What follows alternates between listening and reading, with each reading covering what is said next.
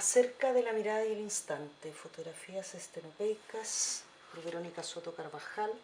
edición independiente, financiada por Fondar del año 2005.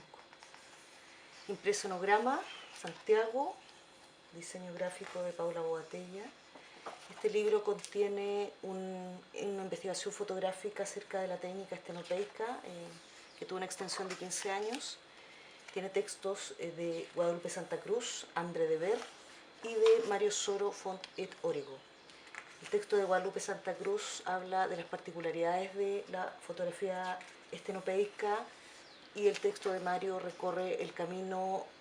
que yo le fui contando que recorrí a lo largo de la investigación de este trabajo. La primera obra relevante de este libro es Media Docena,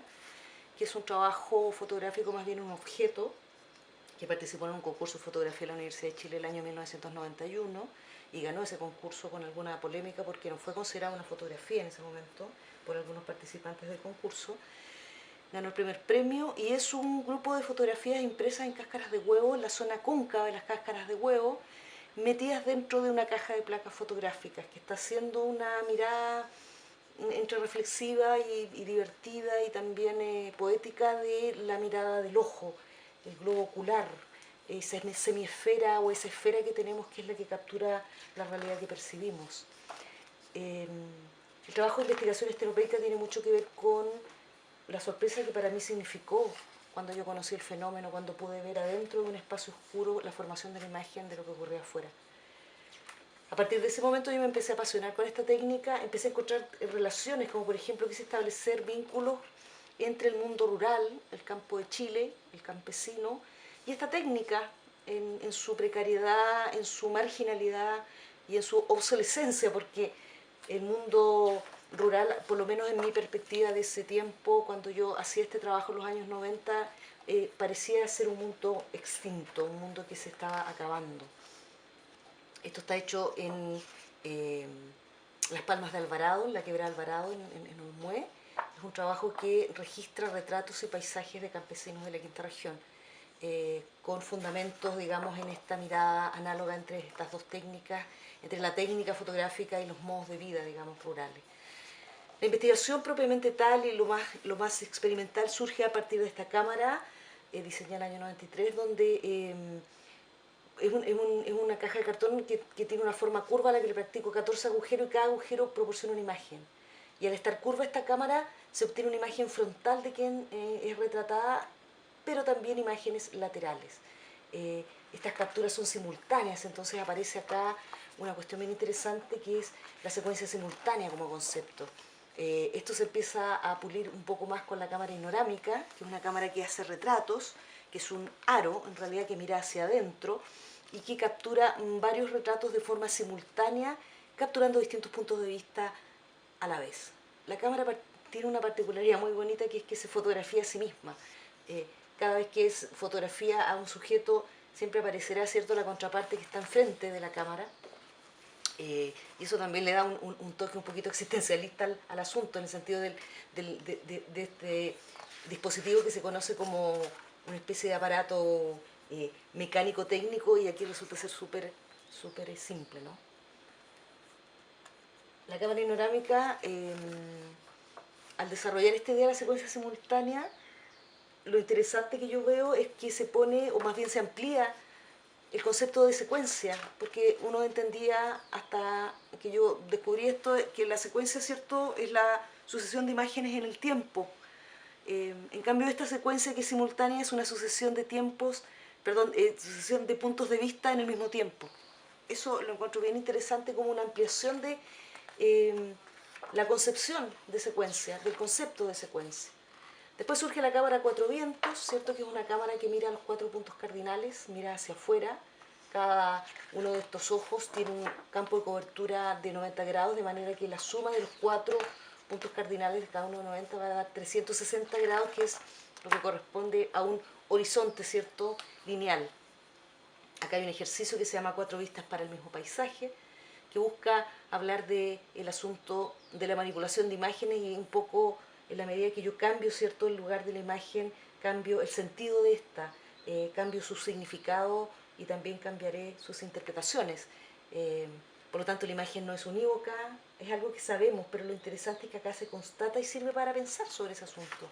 Eso a mí me parece valioso de esta técnica, es como un instrumento pedagógico y reflexivo y creativo, tiene como varias potencialidades. Acá está la Cámara de los Cuatro Vientos en Santiago, capturando las esquinas de la ciudad vacía el año 98, registrando esquinas de la ciudad que eran demolidas para erigir nuevas estructuras de edificios en esta fiebre inmobiliaria depredadora, ¿cierto?, que arrasa con territorios, comunidades y no para, ¿no? En este caso es la construcción de la Cámara Chilena de la Construcción, ¿no?, del edificio corporativo de esa institución. Acá está la Casa de los 10, que también en esos años estuvo de amenaza de demolición, afortunadamente zafó, gracias a la gestión de los interesados en proteger el patrimonio. Y en definitiva lo que hacía en este momento la Cámara Cuatro Vientos cuando iba a Santiago era registrar un Santiago que se iba, que se fumaba, ¿cierto?, bajo las autopistas del Sol y las nuevas líneas del metro. Finalmente la Cámara Cuatro Vientos evoluciona,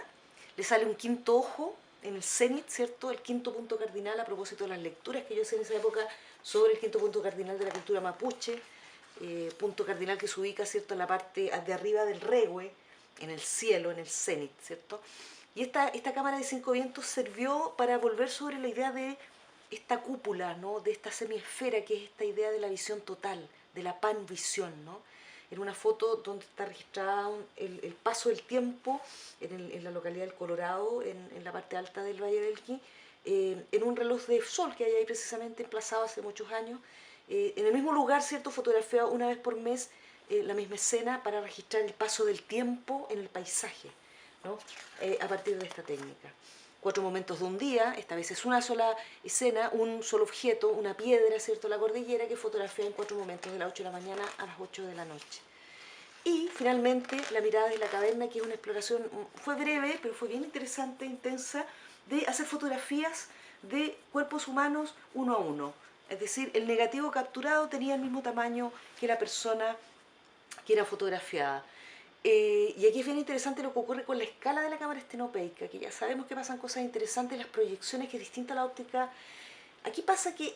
la cámara está teniendo una visión frontal, sin embargo tiene una visión de picado, porque podemos ver que los pies se ven en picado,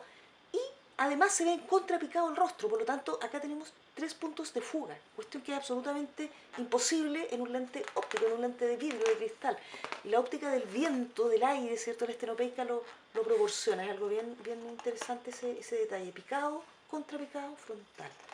Bien especial. Finalmente el libro cierra con el texto La cazadora casada, que está escrito por mí, donde yo cuento, relato mis aventuras, cómo llegué a las cámaras, cómo las diseñé, quién me ayudó, qué profesores estuvieron ahí, qué amigos, qué colegas, en fin, la cámara 14 ojos, ¿cierto?, que es curva, que tiene además 15 milímetros, 1,5 centímetros de distancia focal, porque reproduce, ¿cierto?, la distancia focal del ojo humano, la cámara panorámica, ¿cierto?, donde la persona entra ahí a la cámara y es fotografiada simultáneamente en 6 cuadros, la cámara 4 vientos, la 5 vientos y la cámara 1 a 1, ¿cierto?, que registra esta persona 1 a 1 con estos 3 puntos de fuga simultáneos, que también es algo bien interesante de seguir explorando, que yo al final no entré más ahí porque era un poco costoso esa técnica, era bien cara hacer una foto, cada foto implicaba un montón de papel y de químico, de un montón de cosas más. Y de tener una modelo con bastante paciencia, porque eran 7 minutos de exposición por lo menos en el norte de Chile en pleno verano. Hay algunas indicaciones técnicas para quienes estén interesados también, así que aquí cierra, digamos, la aventura de Acerca de la mirada del instante, fotografías estenopeicas por Verónica Soto Carvajal.